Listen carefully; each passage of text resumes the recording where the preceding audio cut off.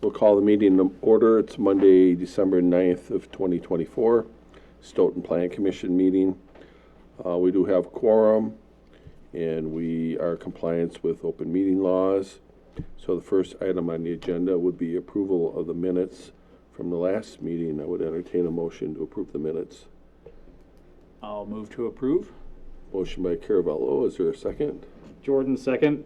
Second by Tilson. Any questions on the minutes? Hearing none, all in favor say aye. Aye. Aye. And any opposed? That motion carries. Next item is the City Council Representative Report.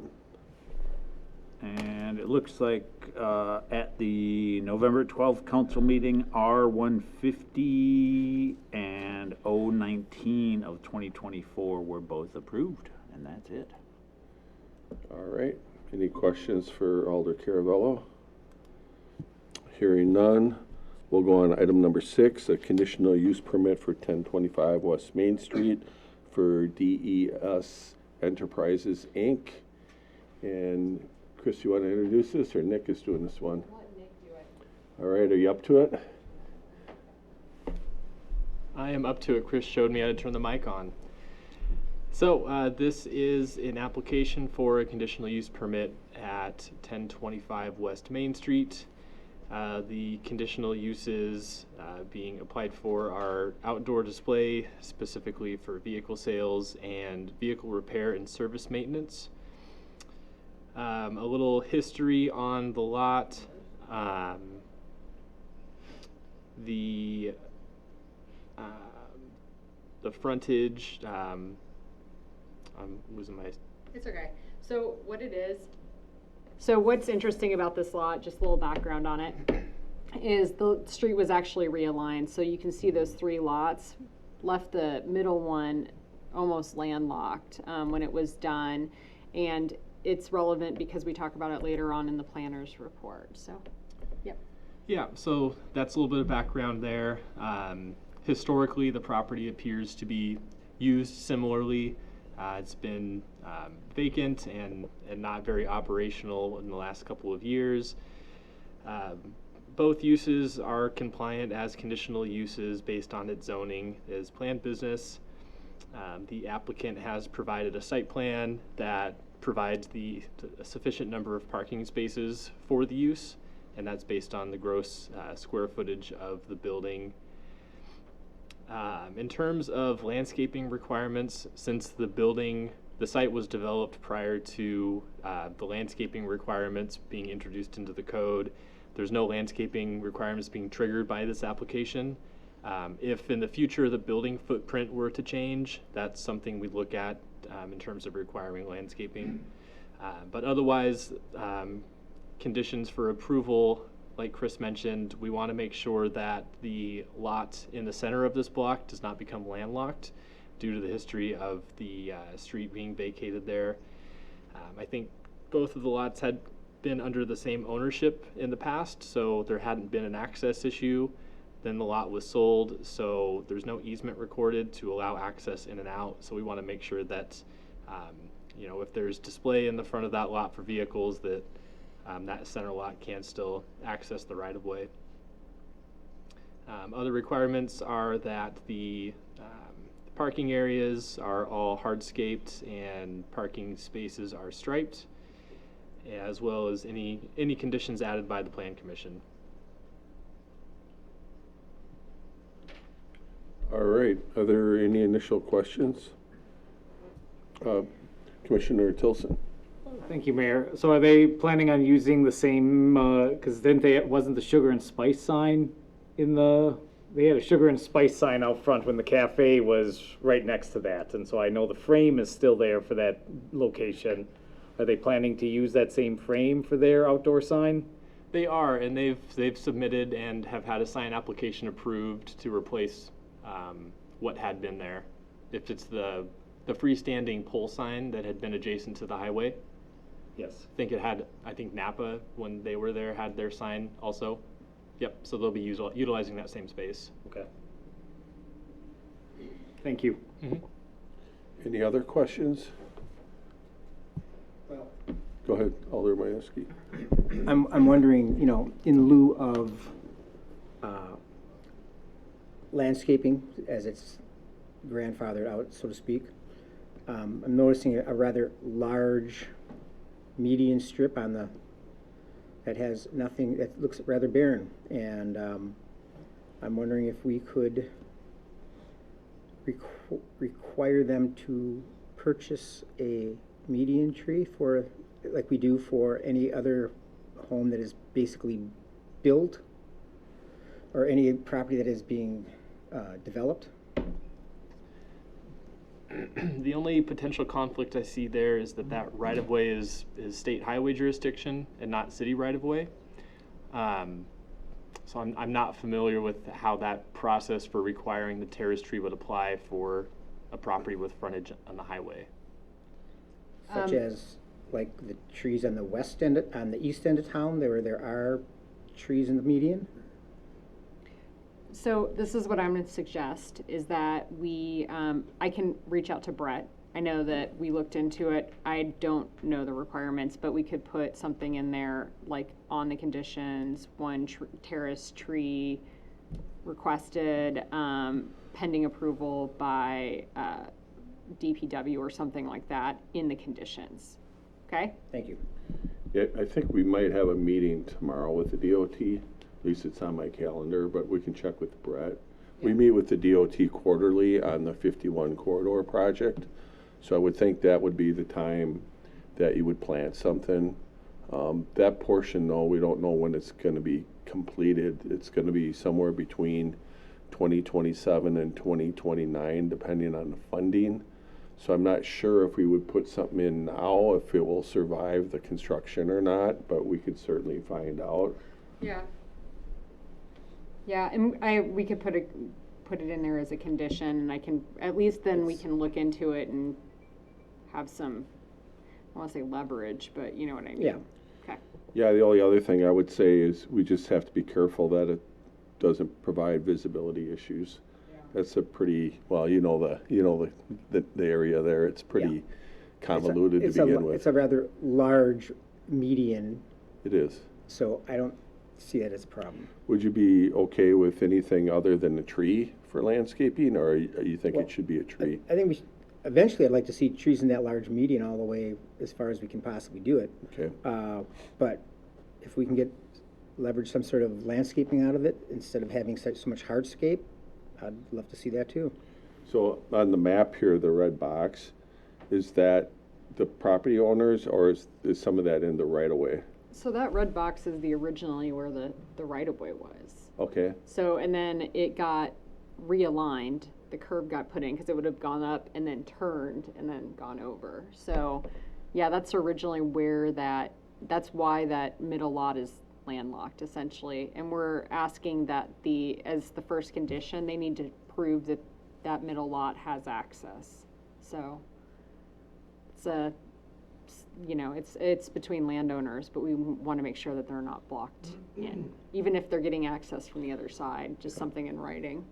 And we can find that out as well from the DOT I haven't seen anything as far as them trying to acquire that property. Even emailed the access control person that's now gone, asking for information on this and what happened here, and I never heard back. So we can reach back out again, but the way that they would have access is through one of the adjacent lots, and really this becomes a civil matter between those neighbors. They need to figure out where they're getting access to, so we're asking that they provide that, so. Okay. And then the question I had is, as far as being able to get through there, is there a certain width that it has to be? I mean, if they have cars parked there, how much space do they need in order to be able to maneuver through that? So yeah, they have that listed on their site plan for parking circulation, and that's another thing that we would require them to iron out prior to moving forward with the use is drawing on there that they do meet those widths for circulation. Right now, the site plan shows that at least the stalls meet the minimum width. There is some question about how logistically the flow would work. It's pretty tight, in my opinion. So we might need to see the amount that's dedicated toward displaying vehicles reduced so that we have more room to move those stalls around. So there's flexibility in the site plan, which is good. Other questions from any of the other alders or commissioners?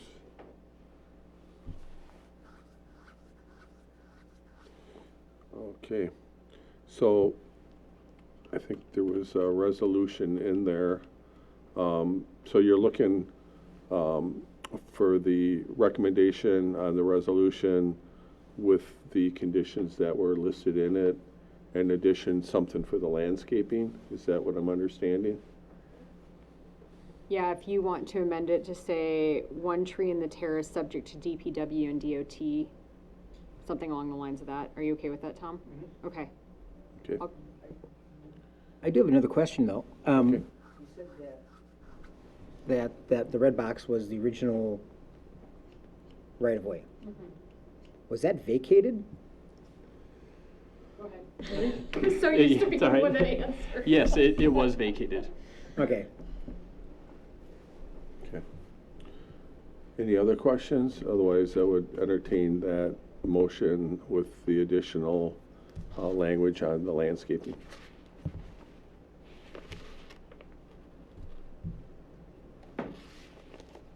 So moved. Okay, a motion by Farrow. Is there a second? I'll second. Second by Caravello. One last opportunity for discussion. Hearing none, all in favor say aye. Aye. And any opposed? None opposed, that motion carries. Okay. Ooh. Next item is discussion and directions regarding 0 lot lines for street frontage. All right, and that one is right here. Director Munce Pritchard. Okay, so, and we've had this come up before, and I'm throwing it out to you guys to get direction. So in the zoning district for the TR6, the minimum lot width is 80 feet, and then the minimum street frontage is 50. However, the minimum width per duplex is 40, and I've had requests come in, and it's quite frankly confusing in the ordinance. I list the ordinance in the memo right there. So first of all, I have 2 recommendations for the Plan Commission in the event that they would like to take action. And the first is to add the definition for street frontage with an illustration. So our ordinance doesn't have a definition for street frontage and says it has one for lot line frontage. And then I go ahead and read it, or it's there. Do you guys want me to read it verbatim, or are you guys okay with me just, it's okay, thank you. But it's there. But below is an illustration between the difference between lot width versus street frontage. So you can see on the right, the street frontage is the line that goes along the street, and the left is the lot width. So the widest or narrowest part of the lot there. So I have 2 recommendations for the commission in the event that you guys would like to take action on this. So the first one is to add a definition for street frontage with an illustration. The following is recommended.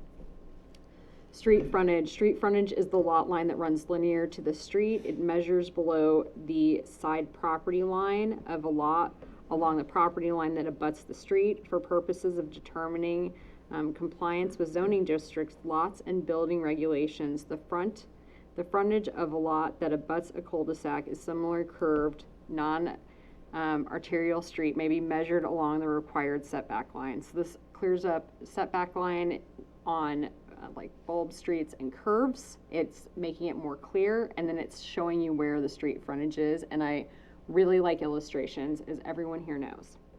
Additionally, adding illustration with the lot width definition, and then you can see those lot widths that are below. The second recommendation is to add the discrepancy, to address the discrepancy between the minimum lot width of 80 feet, and then twin homes is 40, and then the minimum street frontage is 50. So does everybody understand what I just said there? So basically, the way that it reads is you have a minimum lot width of 80 feet or 40 for twin homes, but then you have a minimum street frontage of 50 feet.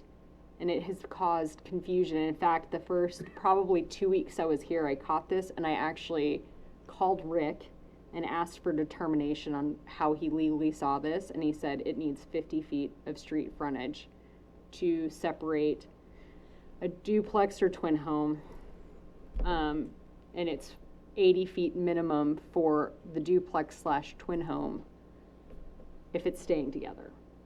So are we, does everybody understand what I just said? Thank you.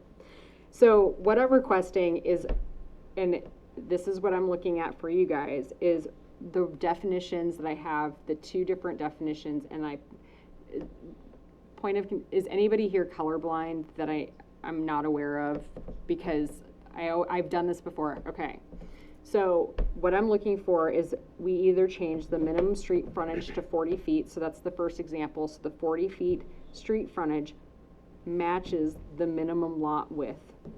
Or we go minimum lot width of 100 feet with twin homes 50 feet, and then keep it the 50 feet minimum frontage. So you can see those 2 definition changes, because I think that'll help clear up issues that we've had.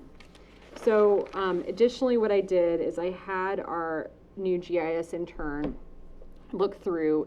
He looked through about, I think he said there was 198 different lots that were duplex in some capacity, but he was having a little bit of trouble measuring some of them because of the curve definition, right? So he pulled essentially 69 lots, and then we did just the average, which is about 54, but we pulled out some of the outliers. We got a median of 51 and a mode of 43, so you're kind of seeing where it's landing. It's between 50 and 40, you know. But I'm really looking for direction from you, and I know that there was somebody that would want to speak on this. This was prompted by somebody calling and asking about it. And so that's why I'm here talking to you guys, because we can't just approve stuff. We have to amend the ordinance if this is the direction we want to go, which personally I would like it, because I mean, whichever direction you guys want to go is fine, but I think, you know, we keep trying to move towards cleaning up some of these things and making them easier for everyone to read. So with that, I'll turn it over to you guys for discussion, and I think that there is somebody from the public that would like to speak on it. Are there any initial questions or thoughts? Go ahead. Are there any instances in going with either of the 2 scenarios that are set up in there, are there any of those that would break a lot that exists, or that would put them into non-compliance?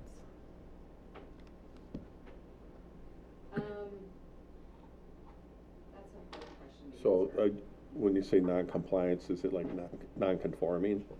Yeah, so what he's asking is right now, so like if we changed it and somebody had created a lot with the hope of splitting it, could they still split it? Well, in theory, maybe. It depends. So I think if they submitted something before the ordinance changed, they'd probably have it in under the wire. But if they submit it afterward and it changes, then it would be whatever ordinance is into effect. At least that's, I think, the advice we've got in the past, but we can verify that with legal counsel. yes. It is really confusing, to the point where when we started looking through, it wasn't clear if some of them were being approved in the past with 40 feet of frontage per lot. I just, you know, I caught it and I was like, this is really oddly written, and that's why I got legal's opinion. And then we had an incident where somebody was like, they had created the lot with the intention of splitting it, and I was like, well, we can't because it doesn't meet the ordinance. And then there was adjacent neighbors that had gotten it approved. So, but I really think this is very clearly confusing the way it's written. So whatever direction we go, I ask that we clear it up. Do I think that 40 feet, so first of all, keep in mind that this is the minimum. right? So 40 feet, 50 feet, we're talking 10 feet, 20 total, depending. It's probably not that bad. You know, I mean, it's like, we're not talking, we're going from 40 to 20 feet either side. That feels not great, but, you know, I think you guys need to figure out what you feel comfortable with, and then we can enforce it. It sounds like it mostly comes into play on these zero lot lines, and it could vary if it has one garage or two garages, then it may or not even matter. And keep in mind too, we're not like removing the square footage requirements. You know, this is just the street width.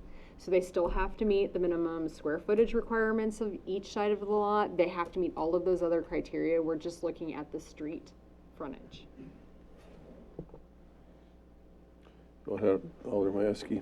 I prefer this, the second, the 100-foot width, 100 feet for the, and 50 for the twin homes, and the street frontage of 50.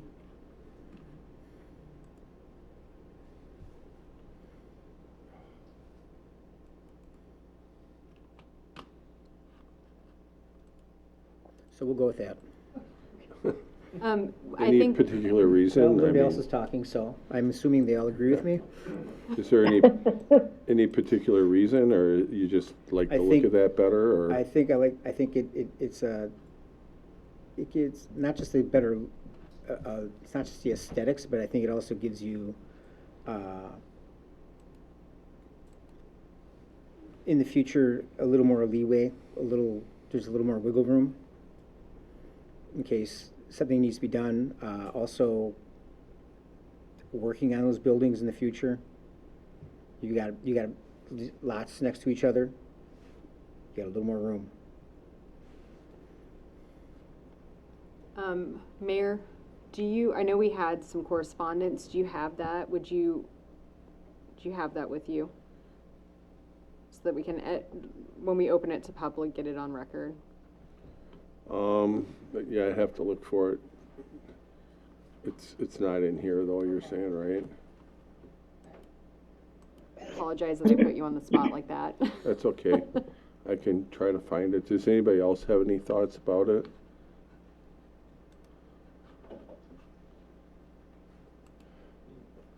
Was there somebody that wanted to speak to this item that's here? Can-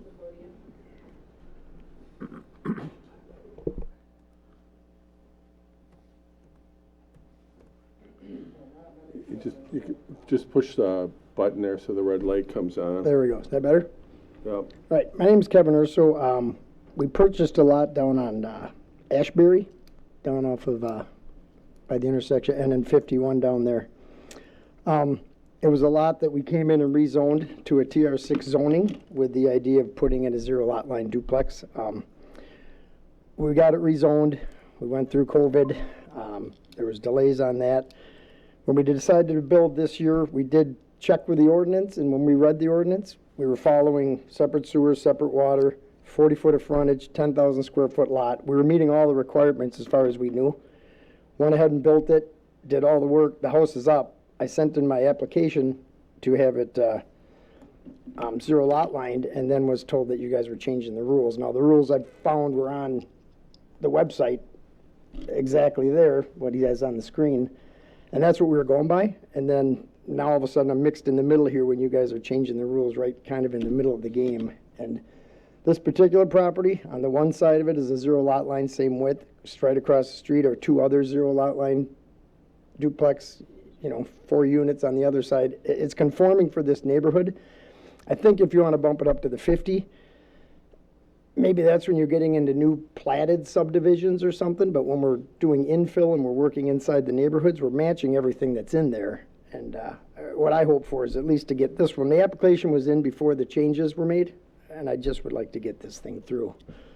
So to be clear, this is always how the ordinance has been. And if you look at that, it actually says width of 40 feet, which has been the problem. That's what we went by. That's what I Right, thought. And but it's we're like street- 43 feet per side. You're meeting the width fine. Yeah. it's the street frontage Frontage. you're not meeting. Which our lot is square, it's not Yeah. like a cul-de-sac or anything, but we're a 15,000 square foot lot, so we're well over the 10,000. We've got the over 10-foot side lots, so regardless if you make it, 100 feet of frontage or 80 feet of frontage, we've still got the same side lot that you'd need on either map. Like I said, we thought we were following everything, and I don't know. I mean, we kind of are caught in the middle of this where we thought, and again, we're conforming to exactly what's across the street and next to us. I mean, we're all identical lots. I mean, I don't think we're slipping anything by here. I think it was just, that was very confusing. We certainly thought we were within and like I say, we're 43 on each lot versus Yeah, so it seems 50. like what you were reading here was for the lot width, and you just assumed the lot width was the same as the street width. Well, the 40 and the is- 40, figured we needed 80. Yeah, We have so 87 or something. I don't think anybody's questioning your motives It here. wasn't, yeah, so I'm trying to It's say, about we as didn't clear do as this trying mud. to sneak it in. Right. So that's kind of the issue here is, and this isn't really the ordinance itself. This is more like a document that they pick up with the permit or something, isn't it? Or, I don't know. I think this was a guideline that was put together prior to us being here, but I saw this within 2 weeks of starting here, and I went and got clarification from Yeah. legal counsel. I haven't changed anything. All of this is still what it was. Oh, is it the same on the It's website? the exact was. same Oh. as it is in the ordinance, but the conflict here is you have 40 feet of width, right? But you don't have the 50 feet of street frontage. Yeah, which And isn't listed that's on been the here. problem, and that's Which, the problem. is it even on there on the thing I was working off of? I mean, Yeah, I mean, and this is all, yes, yeah. Which, and I wasn't here when you guys got the area rezoned. I have no idea, like, if any of this was made clear, but it is confusing. And that's why, like, literally within the first 2 weeks, I reached out to council because I was like, how are we doing this? And they said, no, it needs 50 feet of street frontage per side. And then at your request, and the mayor's and Nick's, that's why we're here, because I think that we need to address this in the ordinance, because I don't like things that are confusing. I don't like them. I don't like understand. being put in this position, I don't think any of us do. So I think the issue is if this group goes with the 50, we're gonna have to figure out if there's a way for you to, work through that. I'm not sure what that is. We might have to talk to the city attorney. Yeah. If you guys are willing to go with 40 or even, then his project will work, but we can't, change an ordinance for one project and then change it back. So that's kind of the conundrum here.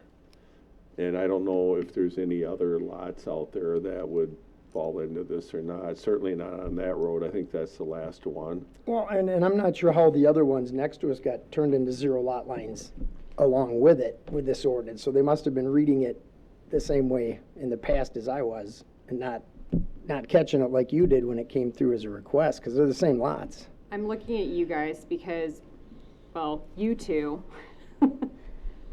I don't know if this is one of those neighborhoods that had an overlay district approved that I'm not aware of. I just don't know. I don't know how it would have been, I don't know. It's a good question. Oh, Sage One. You got me. I have no idea why those were.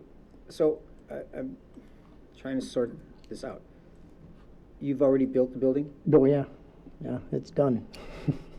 And I thought- but I don't understand what I'm, your opening statement was that you built the building and then you applied for, He applied to split the lot because right After now it as was it's- built. Yes, and as it sits right now, it's legal. It's illegal conforming because it meets minimum width, which is 80 feet, and minimum street frontage of 50. But when he goes to split it, you have to have 50 feet on either side. And this is why I don't like this. I meant the ordinance. So You you know what I'm have getting 50 at. on one side but not the other? You have to have 50 on both sides. And what will you have? 43 on both sides. Yeah. 43 and a half. So, something. the way that the ordinance reads right now is like, let's say I am putting in a duplex, but I'm not splitting it, or twin home, or whatever we want to call them. So I go in, I can have 80 feet of frontage, and then build my twin home there, but I can't split it because I don't have 50 feet for each side. And I understand why it's very confusing. I read this and was like, this is odd, and that's why I got legal within the first 2 weeks of me working here. So if he can't split it, what else can he do with it? Well, I mean, there's other things he could do. He could condo it off and then sell it that direction, which we've had this discussion. Regardless of what he decides to do here, I think we need to change the ordinance. I've had to, I mean, this came up the last meeting too. I was fighting with people.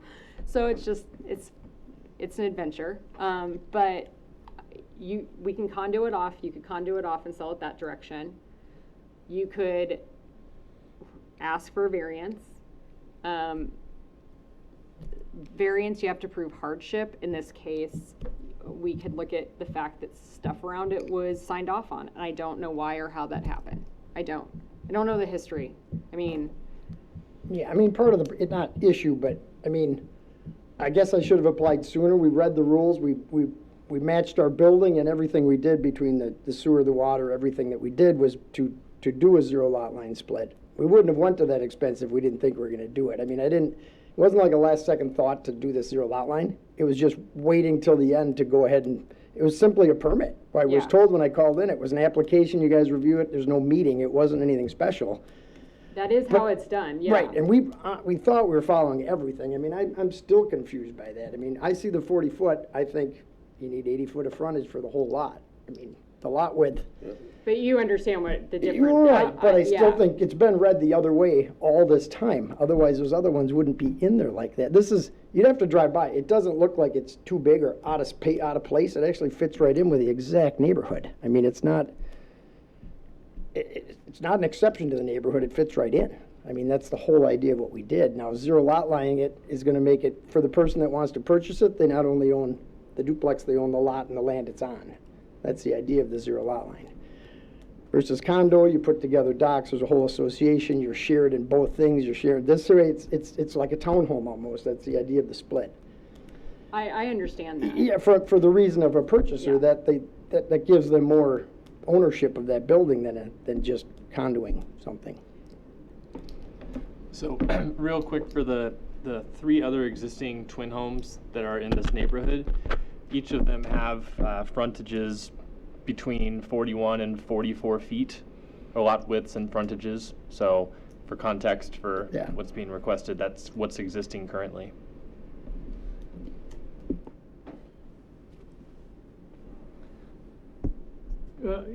Given there seems to be confusion both among city staff as to how we got in this situation a little bit, and in our verbiage that we had used, and also confusion with the public, could we not just go with 40 feet for now, say that we're going to give everybody a transition period, a time of, say, 1 year, and a year from the time this is passed, we will adopt a 50-foot? So I think that's, No. might be a question for legal. Yeah. You know, we have the ordinance, and I think we have to follow it. I mean, if it was a policy, I think we'd have more flexibility, but on an ordinance, I don't know if we have the same Yeah. ability to do so without an action, and I'm not sure what the action would be. I mean, I suppose you could do the ordinance and come back in a year and change it to 50 if that's what you're proposing. You know, go for 40 now and then work on it and bring it back at 50 if that's where you guys want to land, but I don't know if that's what you want to do or not. No, it sounds like a good workaround to me.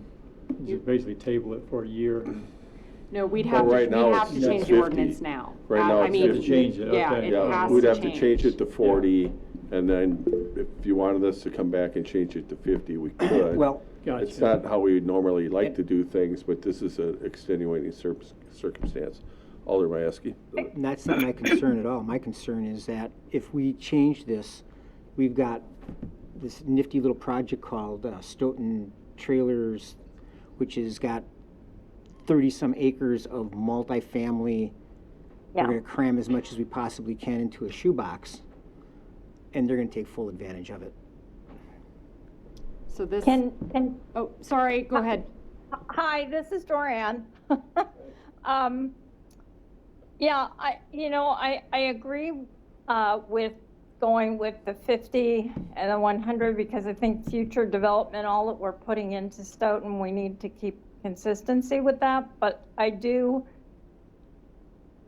see what Mr. Russo is saying, and I think it was very confusing for him. And I mean, if the fact that the others out there even got through with that 41 or whatever it was, I mean, I think we need to look at this was somehow, the city approving something that wasn't according to ordinance.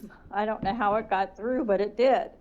And so I don't think that this particular person should be, penalized at this moment. So I think we need to figure out a way, to get his project through, it sounds like. I mean, I don't want him having to not go with his plans, but I think for the future and for everything that's out there right now,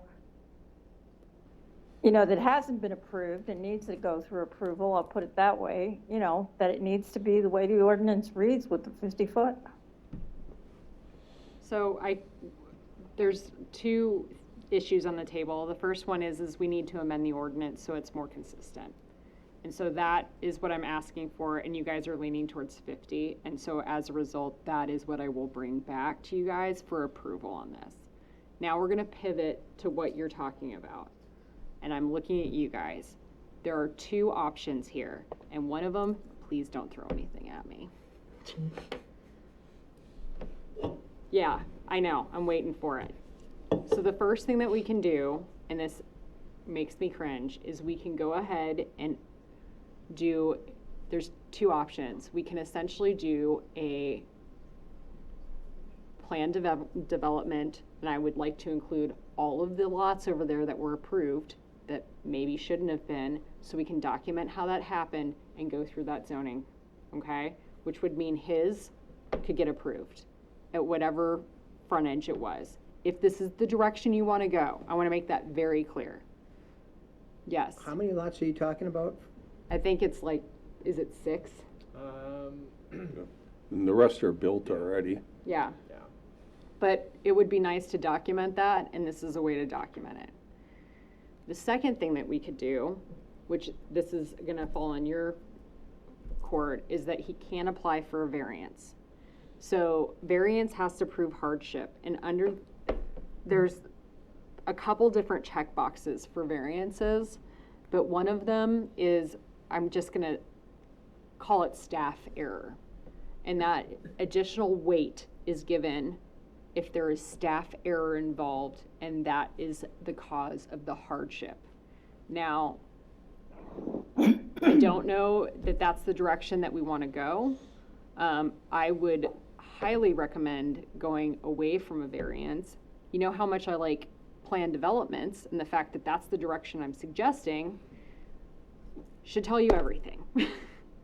So I guess I'm looking at direction from you guys. If this is, if you are trying to make it right with this gentleman, that's I need direction. I think when you go with the variance, there's an application process, there's a committee, there's probably legal involved.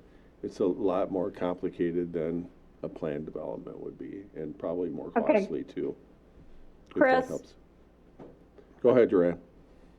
I just think we need to clean it up. Whatever happened in the past, I mean, things got through maybe that shouldn't have gotten through and all, but I think if we're only talking, one more twin unit, this one would get split and there's a lot next to it, are we talking about one more build after this? No, it's just this building, but it sounds like there's 6 lots over there that had gotten approved that probably at some point should not have been. They're already built out though, right? They're built out, and 3 of the 4 of them had lot split approvals. It's not the buildings that are in violation, it was the fact that they got split. Right, the way they got split up to have private ownership on both sides, I get that.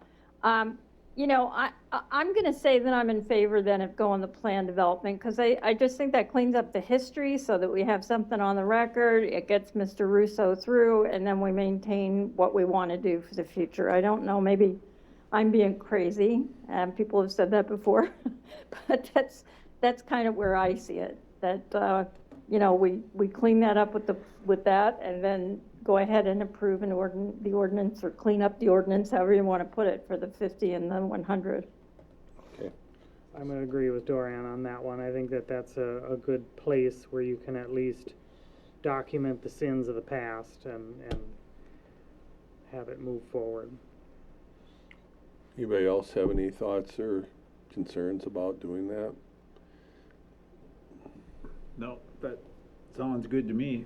And then we, with that planned development scenario, and then fixing the historical staff error. Okay. Anybody else? So how do you want us to do this? Do you want one or two motions, or are you just looking for direction tonight? I think I've gotten the direction, so at the next plan commission meeting, I'm gonna have the red lines for that 50-foot of frontage, that's gonna be changed in the ordinance, and that'll come to you guys immediately. So if we do a plan development, we have to have a public hearing, so we have to notice that. Yep. It has to come here, and it has to go to council twice, Yes. and you probably are anxious to get it rented out. or Well, yeah, sold, it's or- ready to market now. I mean, Okay. again, part of it, I will certainly take the blame if I should have done this Well, 6 months ago, but I didn't foresee Yeah. this happening. so we're probably looking at probably early February. Yeah, I mean, I can work with you on Yeah. this part of it. I Appreciate don't know it. how long stuff takes to close too, so. Yeah, if- well, until you I know where I'm going, I won't even market them yet, but Yeah. I appreciate what you guys are willing to at least discuss, so. Okay. All right, anything else on this one? Thank you for being here. Yeah, no, thank you guys. Okay. Well, we'll get to work on that one. All right, the next item is the Downtown Design Overlay District Review for 229 East Main Street. And what do we have for that one?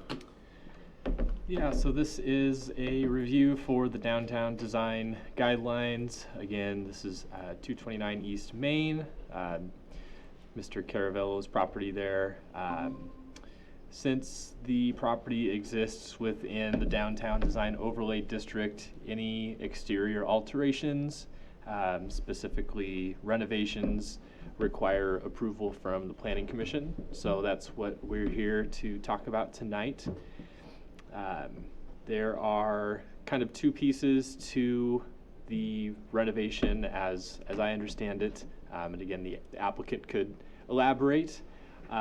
There is the awning with some shingles that have deteriorated over the years due to the material as well as the design, and then the siding in general.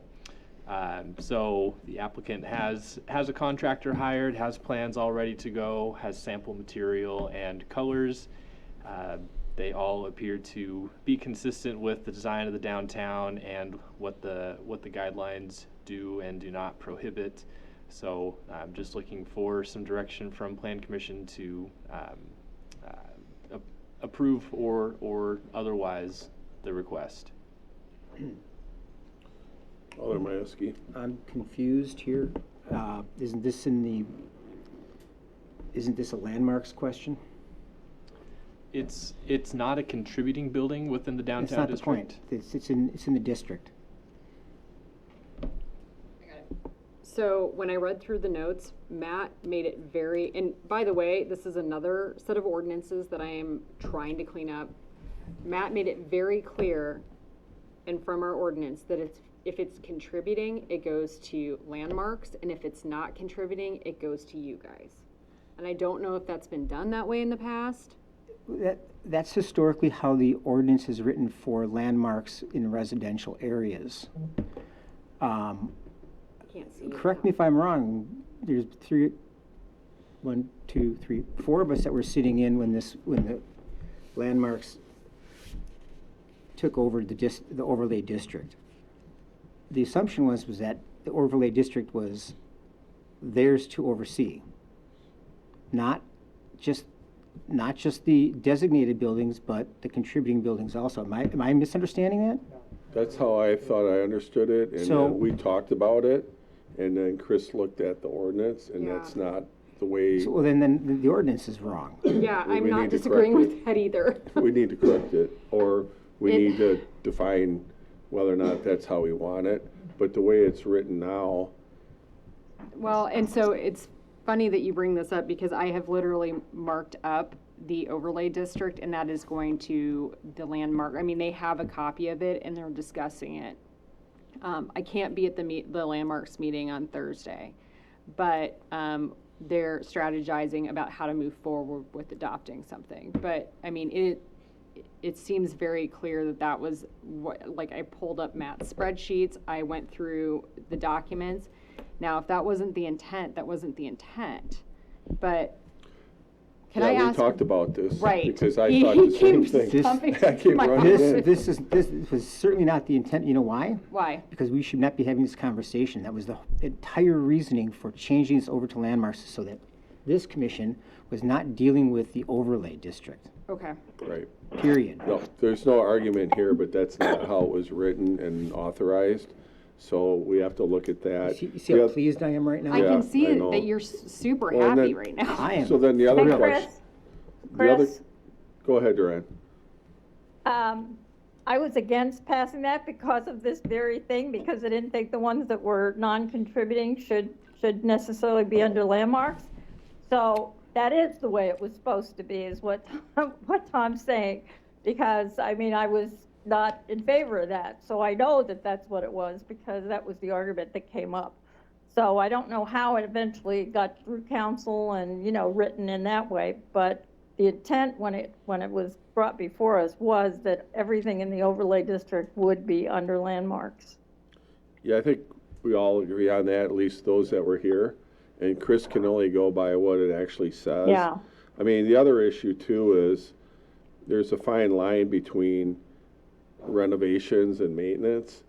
This one to me is more of a maintenance item.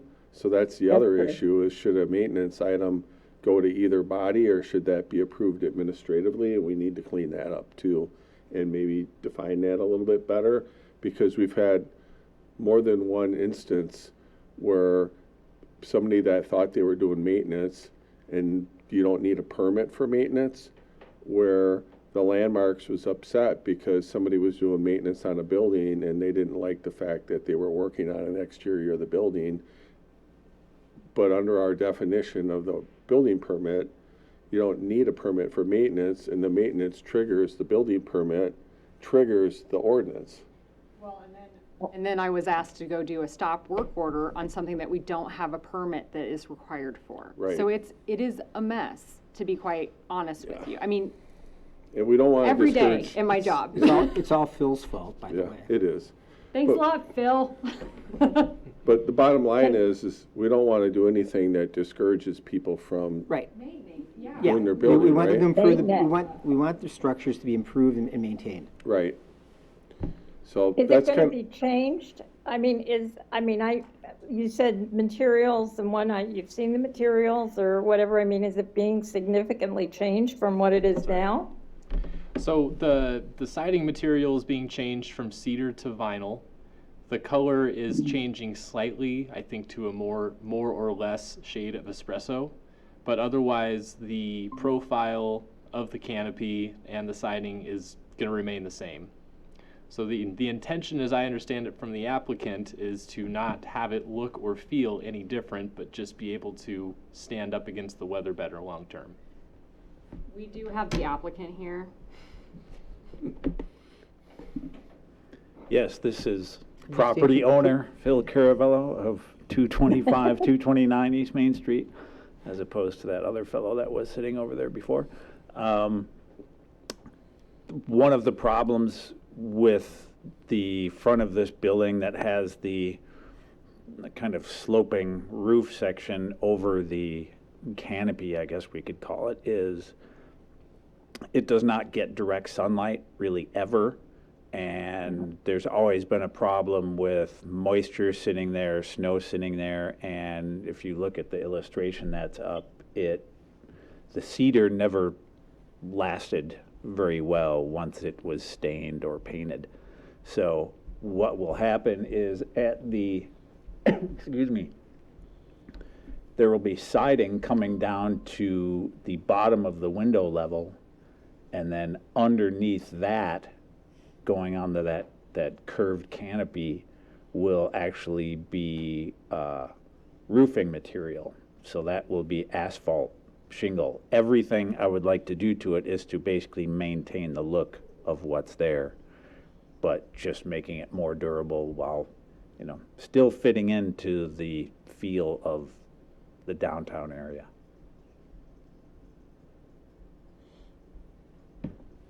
Thanks for explaining that. If you do look at the packet, I don't know if it was you or the contractor, provided very good pictures showing the deterioration of the outside of the building and the kind of issues that he is having. And again, I really like maintenance of buildings in these areas. So if you could go to page 6 of 9, on, what was it? 8B. So go to 8B. So I think, does you need to click over this way or this way? There you go. Yeah, if you want to scroll down to page 6. 6. There you go. Yeah. Can everybody see that? Yeah, the cedar is currently not pretty, so. No. It's hopefully these new materials will be from what I've been told by the contractor and all the contractors that looked at it. Yeah, something along the lines of the materials that I'm proposing should be much more durable and, stay looking nicer for a much longer period of time. I got a question for you. On your future, the last page of this, you have a downspout coming off of this with the gutter. Where is that terminating? That, with the current one, it's just going to follow where the current one goes right now, which basically just goes to, it does not terminate or end down at the sidewalk level. It goes down, there is a gap between my building and the building next door, and we both have little downspouts that kind of go into that gap between the two buildings, which is, I'm not even sure how to describe it. It's basically hidden behind some bricks that separates the two buildings, and from what I understand, from what I guess I'm hoping, is that it just goes into a space and comes out behind the separation that is behind the two buildings in an alley. It sort of magically disappears, except as we all know, So there's can no such thing I as want to say magic. something, and thank you for bringing that up. So I've had a couple other business owners that are having problems with downspouts in the front, not your buildings. I want to make that abundantly clear. But in the reconstruction with the DOT, that was one of the things that they looked at. And so that might not be a bad direction to go. Does that make sense? Are you having problems with water on the side of the building? Not Not that yet? I'm aware of, and I can't see Okay. any, there's not enough space to actually see anything. I'm not seeing evidence of anything on the Okay. inside, but is there something with the